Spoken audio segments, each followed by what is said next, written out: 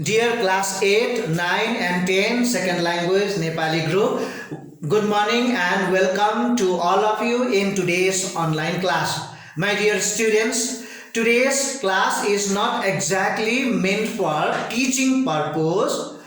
As you see something different on whiteboard. This is because you are already given information about reopening of the school from 2nd of November. If it is so, then today's class is the last online class. Second reason, class 8, 9 and 10 students, you are not that small kids. You are well grown up, you can understand very well, and you are good observer also. Therefore, today's class is self-evaluation based. So now I will explain from blackboard. Please, I will explain from whiteboard. Please see and try to follow me. Now, here it's about second language Nepali. This means you have to write your name. This means you have to mention your class, and except class 9, 8 and 10, please mention your section. Date is already given. Now, self-evaluation of till date online classes. My dear students, online classes started right from the first week of April 2020. Now, from that day onwards till now, you are having online classes and online examinations. Now, अब हामी अन्तिममा आइपुगेका छौं र यो समय चाहिँ तिमीहरू आफैले यो अनलाइन क्लास सम्बन्धी मूल्याङ्कन इभ्यालुएसन गर्नुपर्ने समय भएकोले आजको class self evaluation of till date online classes and this is in Nepali online class. Okay, now के गर्नुपर्ने अब here you can see a table and in first column you can see lesson start.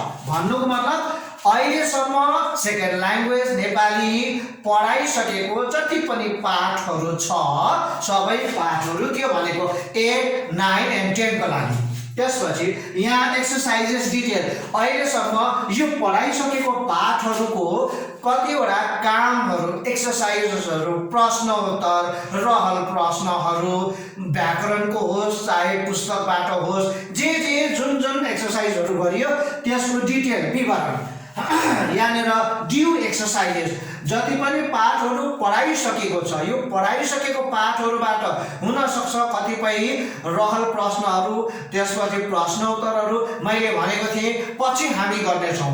त्यस कारणले गर्दाखेरि जुन जुन पढाइसकेको पाठहरूको गर्नुपर्ने कामहरू थाती रहेको छ बाँकी रहेको छ त्यसको विवरण. अब यो दुईटा कलममा चाहिँ from the very beginning I would like to give you special request. त्यो के हो भनेर भन्दाखेरि feedbacks on effectiveness. Here please don't exaggerate. यहाँनिर पनि suggestions if any, don't exaggerate. Write exactly how you find and how you feel. यहाँनिर feedbacks on effectiveness. अहिलेसम्म जति पनि यो अनलाइन क्लासेस हुँदै आएको छ नेपालीमा सेकेन्ड ल्याङ्ग्वेजमा यो अनलाइन क्लासेस तिमीहरूको निम्ति कतिसम्म प्रभावकारी थियो, इफेक्टिभ कतिसम्म प्रभावकारी थियो र प्रभावकारी पायो अथवा यो अनलाइन क्लासेसहरूबाट कतिसम्म तिमीहरूले ज्ञान प्राप्त गर्न सक्यौ या सकेनौ यो विषय आफ्नो मन्तव्य फिडब्याक पृष्ठपोषण चाहिँ यहाँनिर दिनु पर्यो. यहाँनिर if you found it very effective easy understandable त्यो यहाँनिर लेख्ने. यदि if you have found some lessons which are taught if you have found not understanding very difficult, not effective, प्रभावकारी थिएन, बुझ्न सकेन भनेदेखि, त्यति भरपर्दो भएन, नट रिलायबल, भरपर्दो भएन भने प्लिज मेन्सन। यहाँनिर त्यसपछि यदि यो इफेक्टिभ नभएको खण्डमा त्यसलाई how it can be made more effective. If you have any suggestions, learn from your parents or local guardians during this lockdown period, please suggest कसरी चाहिँ यो क्लासेसहरू अझ प्रभावकारी इफेक्टिभ बनाउन सकिन्छ। If you know anything please suggest, if you don't know it's well and good, but try not to leave this column. Okay, now यो चाहिँ यो जुन फिडब्याक, पृष्ठपोषण, जुन मन्तव्य तिमीहरूले दिन्छौ, यसले चाहिँ आउने दिनहरूमा, in the days to come, it will be helpful to your brothers and sisters. It will be helpful to your brothers and sisters. Always I suggest you, I advise you, don't think for yourself only. हामीले जहिले पनि हामी भन्दा पछि आउनेहरूको लागि सम्झिनु पर्छ। आजको भुल भोलिको निम्ति संशोधन हुनुपर्छ र त्यो संशोधन आउने पिढीको लागि सकारात्मक हुनुपर्छ, पोजिटिभ हुनुपर्छ। त्यसै कारण please give your feedback, whether it is effective you have found or not effective. जस्तो पाएको छ त्यस्तै लेख्ने, nothing to fear, please be very sincere and frank. Okay, now यहाँनिर एक्जागरेट गर्ने कुरै भएन। यहाँनिर जतिवटा लेसन पढाइसकेको छ त्यतिवटा लेसन, त्यसपछि यो एक्सरसाइज डिटेलहरू, कतिपय एक्सरसाइजहरू, कामहरू, प्रश्नहरूको उत्तर मैले तिमीहरूलाई रेडिमेड दिएँ, अनलाइनमा दिएँ मैले। अब कतिपय चाहिँ तिमीहरू आफैले गर्यौ होला। अब कुन पाठको कुन चाहिँ एक्सरसाइज तिमीहरू आफैले गर्यौ, कुन चाहिँ रेडिमेड दिएकोबाट सार्यौ, या त हुन सक्छ you had already planned your answers before I posted readymade answers, त्यो पनि हुन सक्छ। अब कुन एक्सरसाइज कस्तो प्रकारले तिमीहरूले गर्यौ र त्यो गर्दा कस्तो भयो यहाँनिर, यदि अब यहाँनिर जति पढाइसकेको पाठहरूबाट यदि कुनै पनि काम, प्रश्न उत्तर, रहल प्रश्नहरू बाँकी छ, गर्नुपर्ने थाँती काम रहेको छ भनेदेखि त्यो पनि कति बेला गर्न सकिन्छ, कहिले गर्न सकिन्छ, प्लिज मेन्सन।